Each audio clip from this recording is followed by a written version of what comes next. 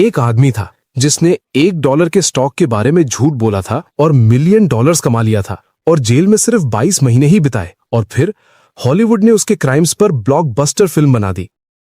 ये कहानी है जॉर्डन बेलफर्ट की, एक ऐसे आदमी की जिसने अमेरिका को स्कैम किया था और फिर उसी कहानी से दोबारा अमीर भी बन गया। और सबसे क्रेजी बात तो ये है कि आज भी लोग उसके लिए चीयर करते हैं। Bayside, Queens, 1962। एक वर्किंग क्लास ज्यूइश नेबरहुड जहां लोगों के सपने सिंपल होते थे और एम्बिशन की भी एक लिमिट होती थी। लेकिन एक लड़का था जिसे किसी भी तरह की लिमिट से प्रॉब्लम थी। उसका नाम था जॉर्डन बेलफर्ट। समर का टाइम था, तब जॉर्डन सिर्फ 16 साल का था। वो बीच पर खड़ा होकर इटालियन लेमन आइस बेच रहा था। तभी एक कस्टमर उसके पास आया और बोला, एक लेमन आइस देना। जॉर्डन ने बोला, तुम्हारे लिए 2 for 1 ऑफर है, लेकिन एक शर्त है, तुम अपने 3 फ्रेंड्स को भी यहां भेजना। वो सरप्राइज हो गया। फिर उसने जॉर्डन से पूछा, तुम कितने साल के हो? जॉर्डन बोला, 16, और एक दिन मैं बहुत रिच बनने वाला हूं। और उसी समर के एंड तक सिर्फ इटालियन आइस बेचकर जॉर्डन बेलफर्ट ने $20,000 कमा लिए थे। अब सोचो, 16 साल की एज में ज्यादातर टीनेजर्स इतने पैसे कार्स, गेम्स या पार्टीज पर उड़ा देते हैं, लेकिन जॉर्डन ने ऐसा कुछ भी नहीं किया। उसने उन पैसों को वेस्ट नहीं किया और उसने फ्यूचर के बारे में सोचा और उस पैसे से डेंटल स्कूल ज्वाइन कर लिया। और पहले ही दिन डीन खड़ा हुआ और बोला, अगर तुम यहां रिच बनने आए हो तो तुम गलत प्रोफेशन में हो। जॉर्डन खड़ा हुआ, सिर हिलाया और सीधा क्लास से बाहर चला गया, क्योंकि वो वहां लोगों के दांत साफ करना नहीं बल्कि रिच बनना चाहता था और ये उसका रास्ता नहीं था। अब वो गया मीट बिजनेस। कॉलेज के बाद जॉर्डन ने डोर टू डोर मीट और सी फूड का बिजनेस स्टार्ट किया था। जॉर्डन कस्टमर के डोर को नॉक करता है, कस्टमर दरवाजा खोलती है और पूछती है, आप क्या बेच रहे हैं? जॉर्डन बोलता है, USDA prime meat ma'am, flash frozen, hormone free और आपके लोकल बुचर से भी सस्ता। कस्टमर थोड़ा ऑकवर्ड होके कहती है, मैं रेड मीट नहीं खाती। जॉर्डन बोलता है, फैंटास्टिक, तो फिर ये प्रीमियम सैल्मन फिलेट्स ट्राई कीजिए। ये बिजनेस थोड़ा मेसी था, थोड़ा स्क्रैपी भी, लेकिन सरप्राइजिंगली काफी सक्सेसफुल भी था। अब सेल्स $1 लाख पर मंथ तक पहुंच गई थी। ना ट्रक्स, ना स्टोरेज, बस जॉर्डन की हसल और सेलिंग स्किल से। लेकिन अब प्रॉब्लम्स भी जल्दी आ गई। लेट डिलीवरीज, स्पॉइल्ड मीट और अनपेड इनवॉइसेस का माउंटेन। और इस वजह से कुछ ही महीनों में यह बिजनेस बैंकरप्ट हो गया। लेकिन इसी फेलियर में जॉर्डन को एक चीज समझ आई, प्रोडक्ट मैटर नहीं करता, चाहे स्टेक्स हो, सर्फ बोर्ड्स हो या स्टॉक्स। अगर तुम्हें सेल करना आता है तो तुम कुछ भी बेच सकते हो। और उसी मोमेंट पर जॉर्डन के अंदर एक सेल्समैन का जन्म हो चुका था। जॉर्डन को बेटर प्रोडक्ट नहीं चाहिए था, उसे बस चाहिए था तो सिर्फ बेटर पे आउट। और यही एंट्री होती है वॉल स्ट्रीट की। जॉर्डन को एक एंट्री लेवल जॉब मिल गई LF रॉथस्चाइल्ड नाम की ब्रोकरेज फर्म में। प्रॉपर सूट्स, सेल्स कोटाज और बाथरूम स्टॉल्स में कोकेन। आफ्टर ऑल ये 1980s का वॉल स्ट्रीट था। यहीं पर जॉर्डन ने पहली बार टेस्ट किया था कि रियल मनी क्या होती है, रियल ग्रीड और रियल पावर। और उसने सीखा मार्केट्स कैसे मूव करते हैं, ब्रोकर्स कैसे बात करते हैं और सबसे इंपॉर्टेंट, वो कैसे सेल करते हैं। फिर आया अक्टूबर 1987, ब्लैक मंडे। उस दिन मार्केट्स क्रैश हो गए, फोन साइलेंट हो गए, टिकर्स रेड हो गई और जॉर्डन फायर्ड हो गया। लेकिन जहां बाकी लोगों को डिजास्टर दिख रहा था, जॉर्डन को वहां अपॉर्चुनिटी नजर आ रही थी। उसने डिस्कवर किया कि penny stocks, pink sheet garbage, जो कोई सीरियस ब्रोकर टच भी नहीं करता है, ये स्टॉक्स अनरेगुलेटेड थे और इललिक्विड भी। लेकिन एक मैजिक था, 50% कमीशन। सोचो, same phone call, same sales pitch, लेकिन रिवॉर्ड 10 गुना ज्यादा मिल रहा था। और सबसे इंटरेस्टिंग बात तो यह है कि यहां काम करने के लिए ना कोई फैंसी डिग्री चाहिए थी और ना ही कोई एक्सपीरियंस। बस एक चीज चाहिए थी, सेल करना आना चाहिए। जॉर्डन ने फोन उठाया और कॉल किया नेब्रास्का के एक आदमी को। हेलो माइकल, देखो, ये कंपनी अभी छोटी है, लेकिन इसके पास एक टेक्नोलॉजी है जो पूरी होम एंटरटेनमेंट इंडस्ट्री को डिसरप्ट कर सकती है। ये ग्राउंड फ्लोर अपॉर्चुनिटी है।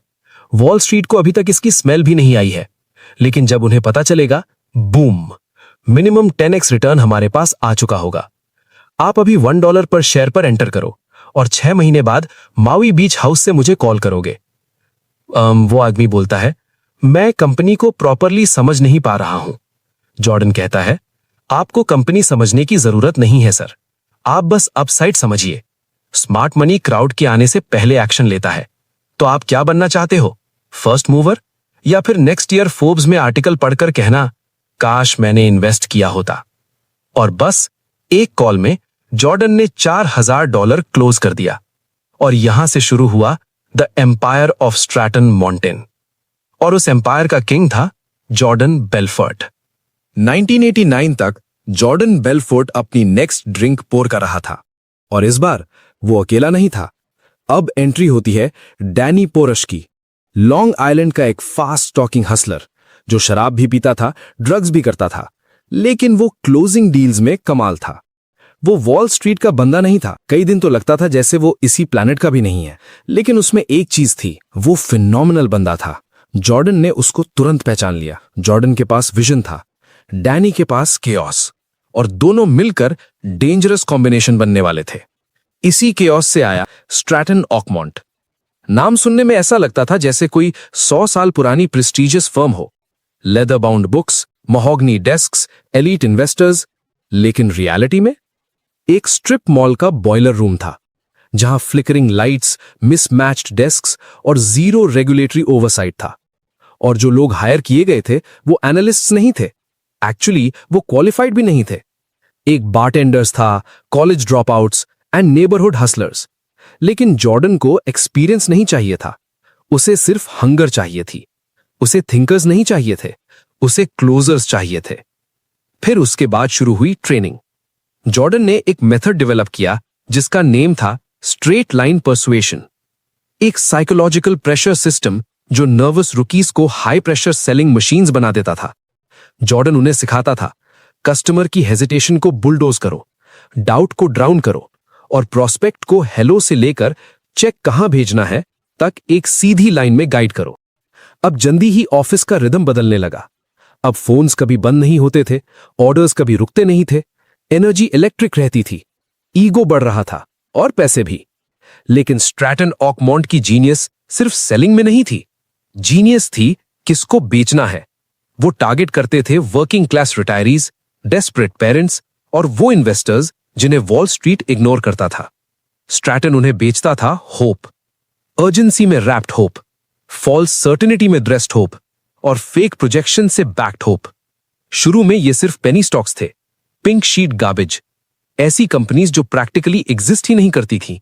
लेकिन जब पैसा फ्लो होने लगा तो स्कीम्स इवॉल्व हो गई। अब सिर्फ फेक कंपनीज नहीं थी, अब रियल आईपीओज भी गेम का पार्ट बन गए। स्ट्रैटेजी सिंपल थी, चीप शेयर्स का ह्यूज ब्लॉक खरीदो, फिर सेल्स फ्लोर को बना दो hype machine, call after call, promise after promise, market को मैन्युफैक्चर्ड एक्साइटमेंट से फ्लड करो, स्टॉक प्राइस स्पाइक करो और फिर टॉप पर सब डंप कर दो। और जो इन्वेस्टर्स लेट आते हैं वो बैग होल्ड करते रह जाते हैं। इस स्कैम का नाम था पंप एंड डंप, लेकिन स्ट्रैटन ऑकमॉन्ट में इसे कहा जाता था अनदर ट्यूसडे। अर्ली 1990s तक स्ट्रैटन ऑकमॉन्ट एक्सप्लोड कर चुकी थी। ये सिर्फ ब्रोकरेज फर्म नहीं थी, बल्कि ये एक कार्निवल बन चुकी थी। ऑफिस में हर जगह स्क्रीमिंग फोन्स, एयर हॉर्न्स, $2000 के सूट्स, टेस्टोस्टेरोन और इतनी ड्रग्स कि एक राइनोसॉरस भी मर जाए। जॉर्डन ने एक सिस्टम बना दिया था जहां करेंसी थी फियर और लॉयल्टी। टॉप परफॉर्मर्स को रॉयल्टी ट्रीट किया जाता था, huge bonus checks, luxury vacations, Rolex watches office में कैंडी की तरह थ्रो की जाती थी।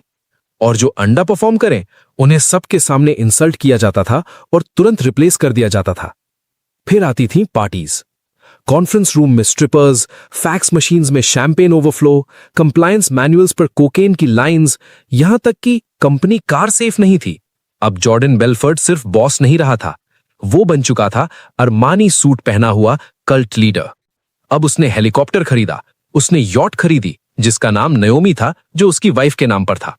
उसके पास मैंशंस थे, लैम्बोर्गिनीज थी, रोलेक्सेस थे और उसका एक ही मैसेज था, सक्सेस ही सब कुछ है और अगर तुम विन नहीं कर रहे हो तो तुम कुछ भी नहीं हो। पेपर्स पर स्ट्रैटन ऑकमॉन्ट बूमिंग थी, कंपनीज को पब्लिक कर रही थी, मिलियंस मूव कर रही थी और नेशनल अटेंशन अट्रैक्ट कर रही थी। लेकिन सक्सेस के नीचे स्ट्रक्चर धीरे धीरे सड़ना शुरू हो चुका था। स्ट्रैटेजी सिंपल सी थी, पहले स्टॉक को ओवरहाइप करो, फिर ड्रीम को ओवरसेल करो और रियलिटी आने से पहले एग्जिट कर जाओ। लेकिन इस बार एक प्रॉब्लम हो गई थी, अब वो इनविजिबल नहीं रहे, अब SEC ने सस्पिशियस फाइलिंग्स नोटिस करनी शुरू कर दी। इन्वेस्टर्स की कंप्लेंट्स बढ़ने लगे थे। लोग $7 पर स्टॉक खरीद रहे थे और कुछ ही दिनों में वो 30 सेंट्स पर गिर जाता थे। ऑफिस के अंदर भी कुछ ब्रोकर्स क्वेश्चंस पूछने लगे थे। वो ऐसी कंपनी सेल कर रहे थे जिनसे ना रेवेन्यू था, ना प्रोडक्ट, कभी कभी तो वर्किंग फोन नंबर भी वर्क नहीं होता था। मैनेजमेंट का सिंपल सा आंसर होता था, डील क्लोज करो या निकल जाओ। जितना फर्म ग्रो कर रहा था उतना ही मनी हाइड करना कॉम्प्लेक्स होता जा रहा था। अब मिलियंस ऑफशोर भेजे जा रहे थे, शेल कंपनीज के नेटवर्क के थ्रू। कुछ अकाउंट्स यूके में जॉर्डन की आंट के नाम पर थे, कुछ तो जिनीवा में पार्क किए गए थे, फेक कंपनी नेम्स के अंडर। एक बार तो जॉर्डन ने पैसा मूव करने के लिए कुरियर्स का यूज किया था, जिनमें एक हाउसकीपर भी थी। कैश एनवेलप्स को उसकी ब्रा में सिल करके स्मगल किया गया था। जॉर्डन इसको एसेट प्रोटेक्शन बोलता था और FBI इसे मनी लॉन्ड्रिंग बोलता था। ऑफिस के अंदर भी सिचुएशन चेंज हो रही थी। ड्रग्स जो पहले रिवॉर्ड थे अब नेसेसिटी बन चुके थे। कोलिवुड स्पीड स्लो कर देते थे, कोकेन उन्हें फिर से स्पीड पर ले आता था। कुछ ब्रोकर्स कॉल्स के बीच में ही पास आउट हो जाते थे। एक ब्रोकर को तो सेल्स फ्लोर पर सीजर आ गया। कमीशंस पर फाइट्स होती थीं, कभी विमेन पर तो कभी बस एक्सेसिव टेस्टोस्टेरोन की वजह से। और कई एम्प्लॉइज को वायलेंट आउटबर्स्ट्स के बाद ऑफिस से एस्कॉर्ट करके बाहर निकालना पड़ा। और जॉर्डन, वो खुद भी कंट्रोल लूज कर रहा था। उसकी मैरिज ब्रेक होने लगी थी। उसकी वाइफ काउच कुशन्स में पिल्स ढूंढती, बाथरूम में सिरिंजेस मिलते। एक बार जॉर्डन ने लूड्स के इफेक्ट में अपनी फेरारी पिलर में क्रैश कर दी और पैसेंजर सीट पर उसकी 3 साल की बेटी बैठी थी। फिर आया यॉट इंसिडेंट, जून 1996। कैप्टन ने वार्निंग दी थी कि स्टॉर्म आ रहा है, लेकिन जॉर्डन ने इंसिस्ट किया कि यॉट इटली से सार्डिनिया सील करेगी। वो ड्रंक था, हाई था और कन्विंस था कि उसे कोई टच नहीं कर सकता। स्टॉर्म के बीच नयोमी यॉट पानी लेने लगी थी, मेडिटेरेनियन सी के बीच। ऑन बोर्ड थे जॉर्डन, अपनी वाइफ और उसकी बेटी, और $2 मिलियन से ज्यादा ज्वेलरी और ड्रग्स। इटालियन नेवी को रेस्क्यू करना पड़ा था। यॉट डिस्ट्रॉय हो गई। जॉर्डन बच गया, लेकिन उसके अंदर कुछ टूट चुका था। न्यूयॉर्क वापस आने तक वॉल्स क्लोज होने लगी थीं। फोर्ब्स और वॉल स्ट्रीट जर्नल के जर्नलिस्ट्स इन्वेस्टिगेशन कर रहे थे, लेकिन सबसे डेंजरस आदमी था FBI agent Gregory Coleman, financial crimes division. Coleman को सिर्फ रेड फ्लैग्स नहीं दिखे, उसे ब्लड स्मेल हुआ। उसने क्वाइटली टाइमलाइन बिल्ड करनी शुरू की, कोल्ड कॉल स्क्रिप्ट्स कलेक्ट किए था, वायर रिकॉर्ड सपीना किए और रियल एस्टेट परचेजेस ट्रैक किए जो जॉर्डन की रिपोर्टेड इनकम से मैच नहीं करते थे। उसने नोटिस किया जॉर्डन $50,000 के कैशियर्स चेक्स निकाल रहा था और उन्हें कसिनोज और आर्ट गैलरीज के थ्रू लॉन्डर कर रहा था। कोलमैन समझ गया था और इवेंचुअली जॉर्डन भी समझ गया था। लेकिन जॉर्डन को एक चीज नहीं पता थी कि उसके कुछ अपने ब्रोकर्स फ्लिप हो चुके थे। एक ब्रोकर फ्रॉड केस में पकड़ा गया था, दूसरा अनपेड बोनस से एंग्री था। उन्होंने FBI के लिए वायर पहना, कॉल्स रिकॉर्ड हुई, डॉक्यूमेंट्स हैंडओवर हुए और जैसे जैसे हीट बढ़ी लोग शिप छोड़ने लगे। मोरालिटी की वजह से नहीं, बल्कि सेल्फ प्रेजर्वेशन की वजह से। अक्टूबर 1996 सुबह सुबह फेडरल एजेंट्स ने स्ट्रैटन ऑकमॉन्ट पर रेड कर दिया था। फोन्स डेस्क से निकाल लिए गए थे, फाइलिंग कैबिनेट्स एम्प्टी कर दिए गए थे, हार्ड ड्राइव्स कॉपी किए गए और एम्प्लॉइज से क्वेश्चनिंग हुई। किसी ने डॉक्यूमेंट्स फ्लश करने की कोशिश की और किसी ने ब्रीफ केस में श्रेडेड कॉन्ट्रैक्ट्स ले जाने की, लेकिन कोई फायदा नहीं था। FBI के पास सब कुछ था, फिर भी जॉर्डन रुकने वाला नहीं था। 1997 में इन्वेस्टिगेशन के बीच ही और एक्सप्लिसिट वार्निंग के बाद भी उसने $2 मिलियन स्विट्जरलैंड ट्रांसफर कर दिए था। ट्रांजैक्शन ट्रेस हो गया और कॉन्वर्सेशन रिकॉर्ड हो चुकी थी, और वही ट्रांसफर बना था वो थ्रेड जिससे सब अनरेवल हो गए था। चेज खत्म हो चुकी थी और फॉल शुरू हो चुका था। 1998 तक जॉर्डन बेलफोर्ट के पास कोई मूव नहीं बचा था। FBI के पास रिकॉर्डिंग्स थीं, SEC के पास फाइलिंग्स थीं। एम्पायर कोलैप्स हो चुका था और जॉर्डन को फेस करना था wire fraud, securities fraud, money laundering, maximum punishment 30 साल फेडरल प्रिजन। और फिर जॉर्डन ने वही किया जो वो हमेशा करता था, उसने सेल किया, स्टॉक्स नहीं, इंफॉर्मेशन। वो फ्लिप हो गया, उसने कोऑपरेट किया और वायर पहना और एक एक करके अपने ही लोगों को अथॉरिटीज को दे दिया। 30 से ज्यादा एम्प्लॉइज इंडाइटेड हुए थे, ब्रोकर्स, पार्टनर्स, फ्रेंड्स। कुछ तो हाई स्कूल के बाद ही स्ट्रैटन ज्वाइन किए थे। जॉर्डन ने उन्हें सेल करना सिखाया था, अब वो उसकी वजह से जेल जा रहे थे। कुछ ने उससे ज्यादा टाइम सर्व किया था। जॉर्डन, उसे मिली सिर्फ 22 मंथ्स की जेल, मिनिमम सिक्योरिटी फैसिलिटी, न फेंसेस न प्रॉपर सेल्स, गार्ड्स गन्स भी कैरी नहीं करते थे। सुबह टेनिस, आफ्टरनून में जिम और रात को जॉर्डन लिखता था। जेल में ही उसकी मुलाकात हुई थी कॉमेडियन टॉमी चोंग से। जॉर्डन ने उसे पूरी स्टोरी सुनाई, drugs, yacht, cash envelopes, fraud, lifestyle. Then Tommy ने सिर्फ एक बात बोली, राइट इट डाउन। 2007 में जॉर्डन ने बुक पब्लिश की, the Wolf of Wall Street. ये कन्फेशन कम था और विक्ट्री लैप ज्यादा थी। कोई अपॉलॉजी नहीं, कोई रिमोर्स नहीं, बस यॉट्स, ऑर्जीज, फ्रॉड और पंच लाइन्स, जिससे पब्लिक को ये स्टोरी बहुत पसंद आई। उसने फिल्म राइट्स बेच दिए थे, सीक्वल लिखा और 2013 में मार्टिन स्कॉर्सी और लियोनार्डो डिकैप्रियो ने इसे ग्लोबल ब्लॉकबस्टर बना दिया था। जो आदमी इन्वेस्टर्स को झूठ बोलता था, अब वही उन्हें बिग स्क्रीन पर एंटरटेन कर रहा था। ऑडियंस हंसी, क्रिटिक्स ने प्रेस किया और Jordan Belfort, convicted fallen, farmer fraudster, बन गया था पॉप कल्चर आइकन। लेकिन जिन लोगों को उसने स्कैम किया था, उन्हें मूवी डील्स नहीं मिले, ना ही उन्हें क्लोजर भी नहीं मिला।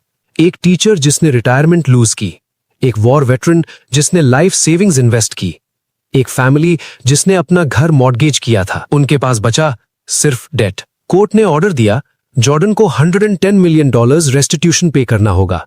आज तक उसका सिर्फ एक छोटा सा फ्रैक्शन पे हुआ है। बाकी पैसा offshore accounts, real estate trusts और लीगल लूप होल्स में गायब हो गया है। जॉर्डन कहता है वो पे कर रहा है, विक्टिम्स अभी भी वेट कर रहे हैं। और जॉर्डन, वो आज भी फाइन है। Motivational speaker, sales coach, podcast host, world tours और सक्सेस सेमिनार्स। वो द वुल्फ नाम को बैज ऑफ ऑनर की तरह पहनता है, स्कार की तरह नहीं। उसने सिर्फ जस्टिस से एस्केप नहीं किया, उसने जस्टिस को भी सेल कर दिया था। 22 महीने को बुक डील बना दिया, फ्रॉड को फेम बना दिया, और शायद सबसे स्केरी बात यह है कि हमने उसके लिए ताली बजाई। जॉर्डन ने एक बार कहा था, मैं ग्रीडी था, लेकिन सब लोग होते हैं। शायद इसीलिए वो बच गया, क्योंकि कहीं ना कहीं डीप डाउन लोग उसे पनिश नहीं करना चाहते थे। वो चाहते थे वो उसकी जगह होते।